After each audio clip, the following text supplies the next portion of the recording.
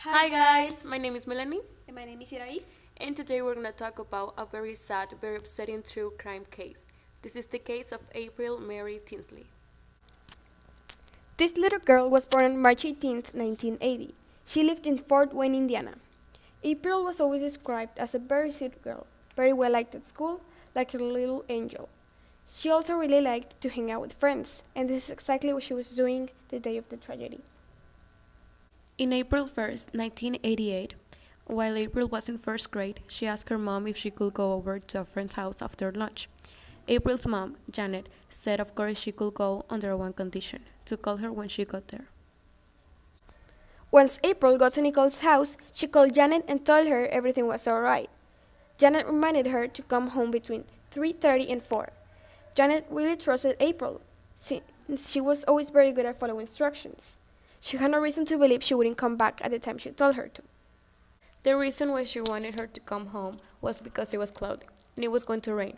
4 p.m. came and April wasn't home yet. Her mom waited a little bit, but eventually called Nicole's mom. Her daughter and April had been playing at a playground, but had left the playground a little after 3 p.m. As April began heading home from the park, she realized she had left her umbrella at Nicole's, so Nicole left her another friend's house. April headed to Nicole's house. However, April never made it to get the umbrella. This is when Janet began to get worried. April was only 8 years old, but she always followed her mom's rules. It wasn't usual for her to do that. Her husband and some neighbors went out and looked for her. They didn't find her, so they all decided to call the Fort Wayne police at around 6 p.m.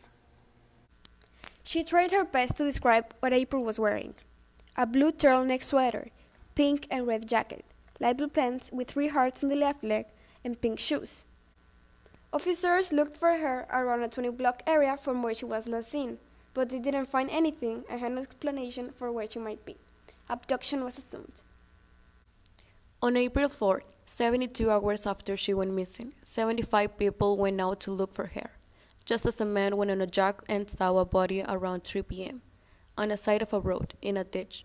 This was April's body. This went from a missing person case to a murder investigation. The officers came and they showed me the picture, and I was sitting there just like in shock. You were destroyed. Yeah.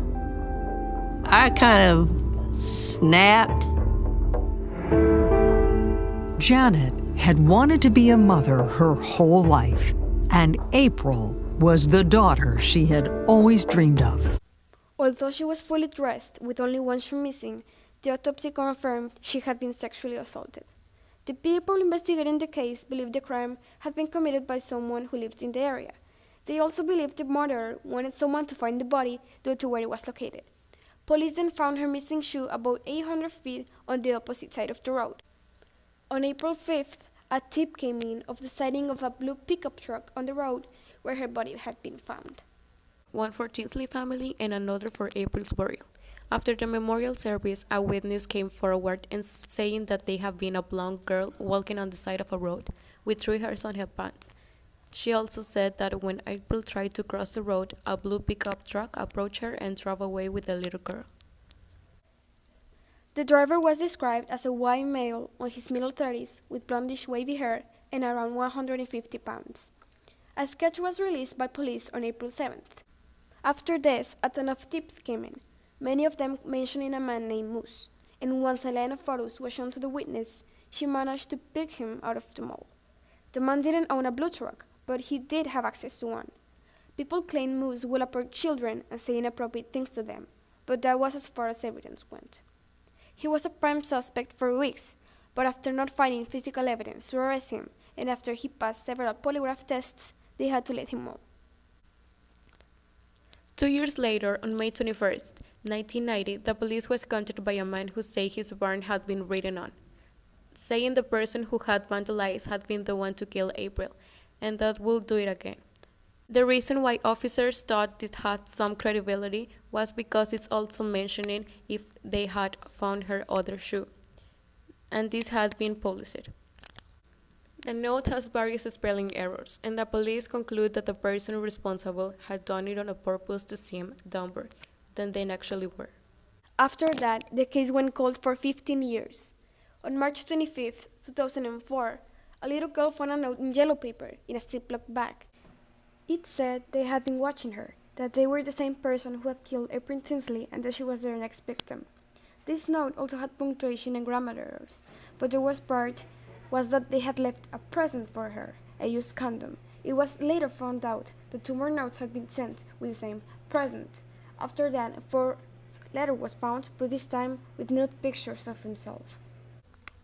After testing the DNA from the notes, it was confirmed that it was the same as the one that had been found at April crime scene.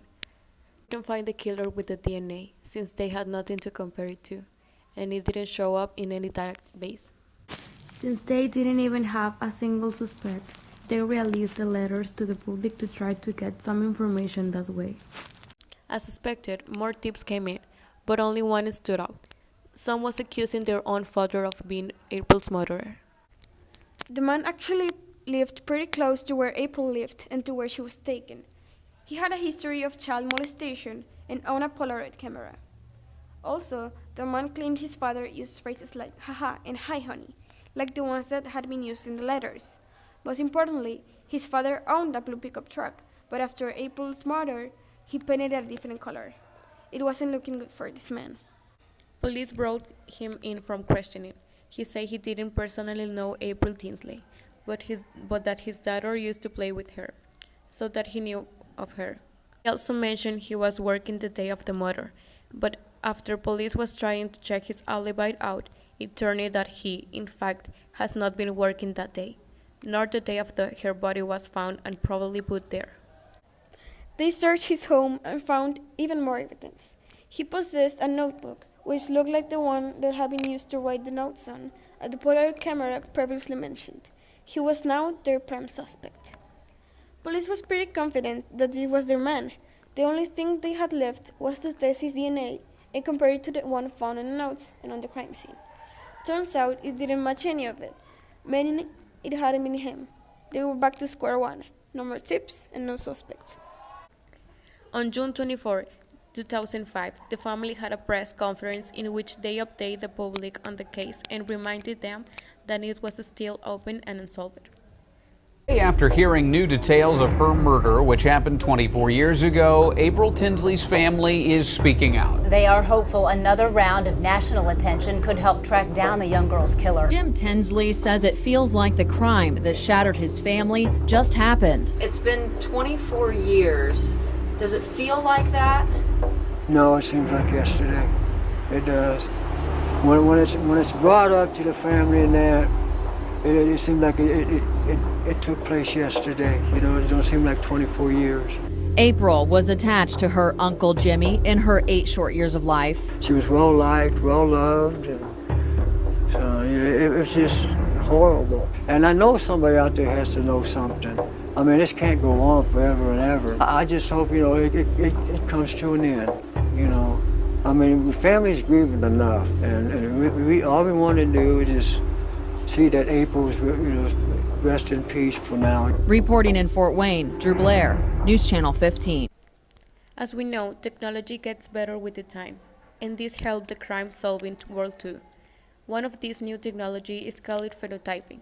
Basically, this company called Snapshot takes a little bit of DNA and creates a sketch of what the person might look like. Show that the killer was British or German, has brown hair, hazel or green eyes, and fair skin. Surprisingly, it resembled the sketch that the police had realized years before, but nothing came out of it. July 15th, 2018, they were finally able to track down April's killer. John D. Miller, aged 59, was charged with the murder of the little girl. What basically happened was that they found some DNA on their databases of some of John's distant cousins. They built the family tree backwards, found some descendants, and they all led to 2 brothers. It had to be one or the other. So they collected DNA from one of the brothers' garage and found a match. After all these years, it only took weeks to solve the case using a new cutting-edge DNA analysis. They found distant cousins to build the family tree backward, then looked for descendants and narrowed the search to 2 brothers. It really had to be one or the other because they were carrying the right mix of DNA from ancestors to fit that profile. Once they knew who had done it, they approached him at his house, knocked on the door, asked if he knew what the visit was about, and he answered, without hesitation, April Tinsley. John Miller admitted to kill the little girl. His pretrial hearing was scheduled for October 5th, and the 2-week jury trial is set to be on February 11th and end of February 22nd. Tony Churchward is the public defender assigned to the case. Janet and her family know this won't bring their little girl back, but it's a good start to bringing justice, to put her to rest, and to bring some peace. Friends and family have set up a small garden dedicated to April, and even strangers go visit it to pay their respects and remember her. I'm live at the intersection of Masterson and Hoagland Avenues, and for 3 years, family, friends, and total strangers have been coming here to April's garden to pay their respects and memorialize April Tinsley. This morning, the community continues their support of the family with these messages. We love you, April. We stand with you. Our fight is your fight, and many more along this area. It comes just hours after the news broke that an arrest had finally been made. This was all for today. We hope you enjoyed, and we'll be waiting for you for next time. Goodbye.